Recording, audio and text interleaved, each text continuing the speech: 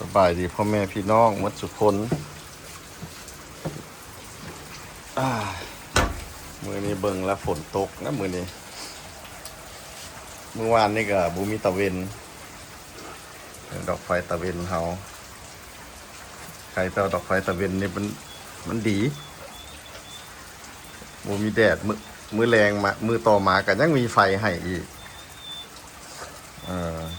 มือนี้มือที่สองแล้วนี่บูมีแดดอีกแล้วเด้บรรยากาศ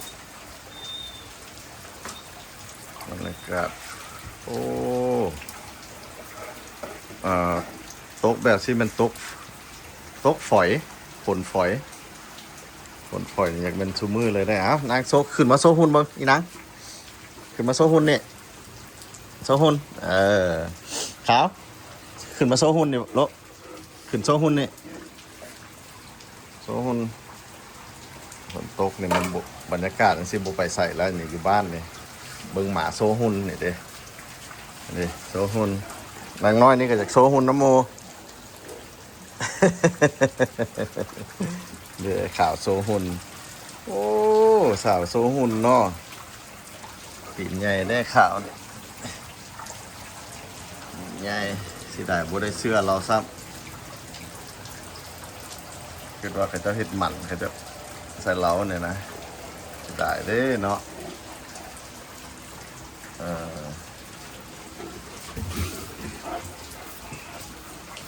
ฝนตกแต่งกับโซหุ่นเปลี่ยนกันโซหุ่นแต่งกับโซหุ่นนะลูกเนาะ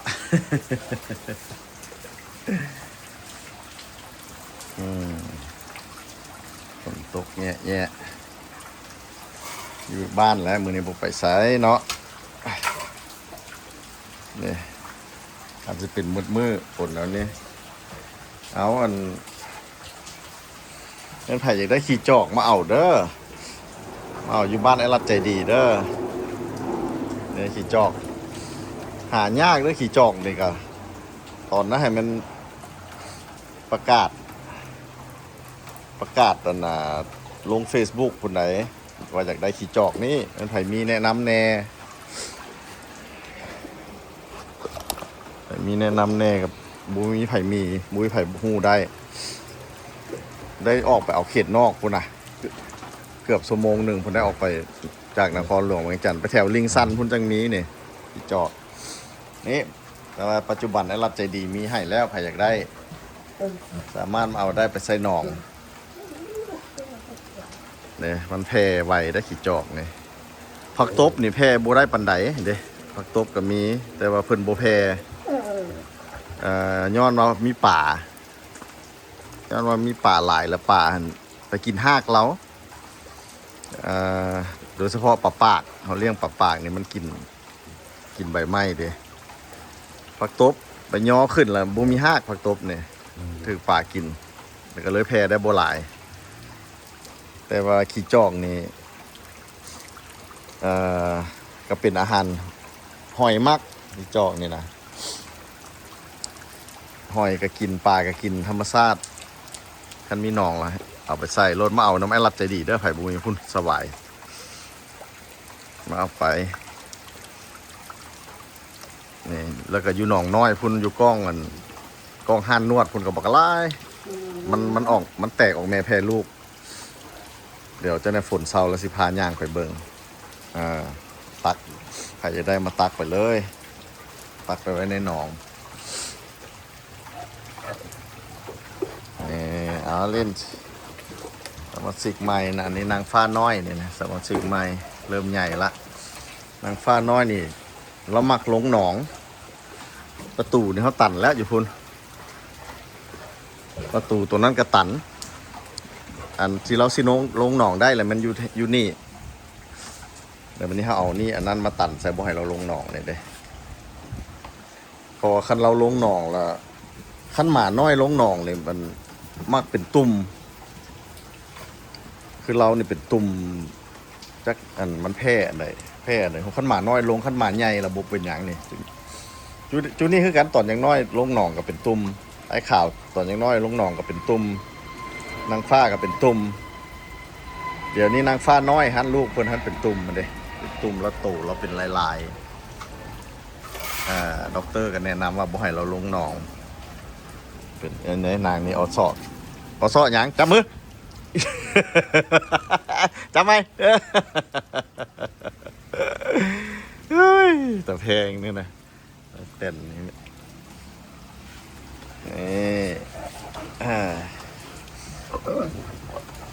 นอนโอ้บรรยากาศเด้อพ่อแม่พี่น้องฝนตกเนี่ย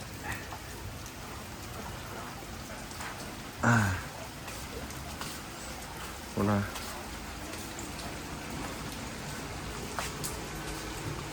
โอ้ยพาไปเบิ่งบรรยากาศฝนตกเลยซะ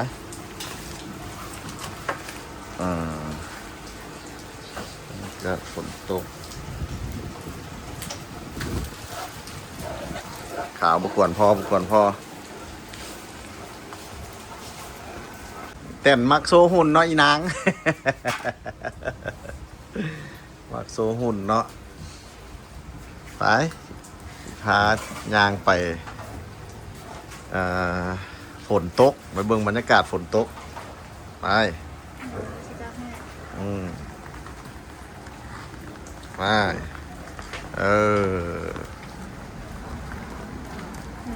เบิ่งบรรยากาศฝนตกเลยพาไปเบิ่งกันขี่จอกโอ้หนังฟ้าน้อยไปหนังฟ้าน้อยไปบุให้เราไปเบิ่งนี่จุดน้ำค้างเสร็จแล้วให้หนังฟ้าน้อยเฝ้าบ้านหนังฟ้าน้อยบ่มาโอ้ห้ามบ่ได้แล้วหนังฟ้าน้อยเนาะห้ามบ่ได้แล้วก็ไปเดี๋ยวนะหนังฟ้าน้อยสิไปครั้งแรกเด้อนี่บ่เคยไปแถวทางพุ่นอยู่ตะบ้านมื้อนี้ฝนตกห้ามบ่ได้เอ้าพาไปเบิ่งบรรยากาศฝนตกเป็นจังซี่ฝนตกกับบุมีคนมาซิดเบ็ดโอ้ได้ยินเสียงเพลงไอ้จอยแล้วนะไอ้จอยเฮ็ดสระอาบน้ำใกล้สิแล้วพาไปเบิ่งขี่จอกใครอยากได้ขี่จอกมาเอาเด้ออยู่บ้านไอ้ลัด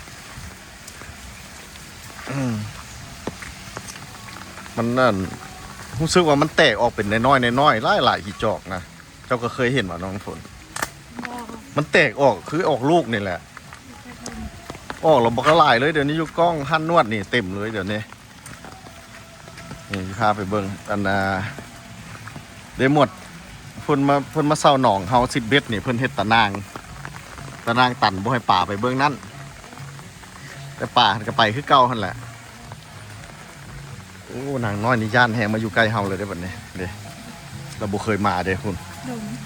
เด้เพิ่นเฮ็ดตะนางตันบ่ให้ป่าไปเบื้องนั้นแต่ป่าก็ไปแล้วก็ขี่จอกกับโบลอยมันก็รอดมาอยู่คือเก่าเด้มันก็มีรอดมาส่วนหนึ่งหน่อยๆเดี๋ยวมันเลยใหญ่แต่ส่วนหลายมันอยู่เบื้องโซนเบื้องเฮานี่เบื้อง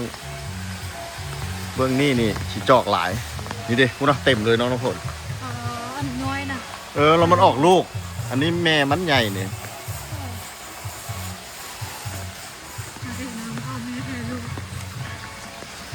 แง่แตกแล้วนางนิยานผู้ใดมันออกแม่แพ้ลูกน้อยๆเห็นบอก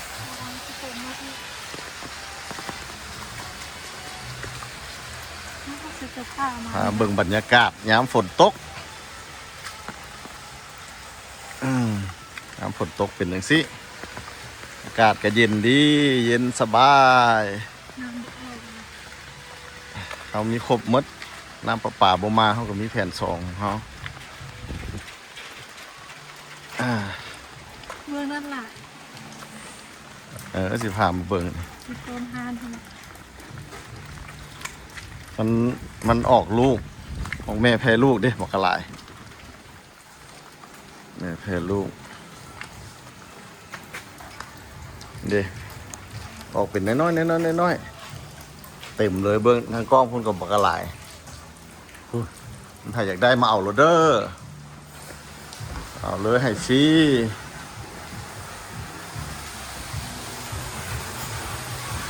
โอ้ยจอย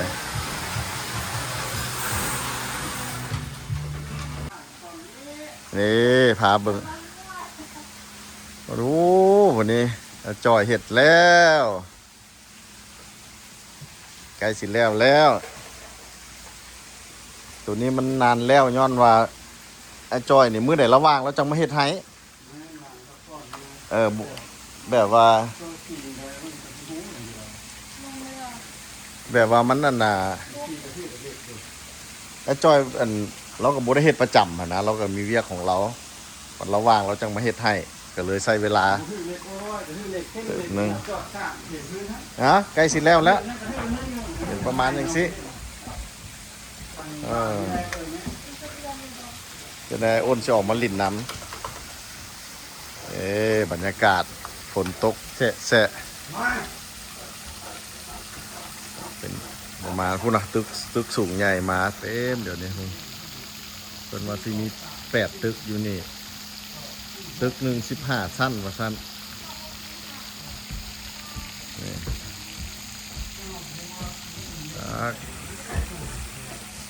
โอเค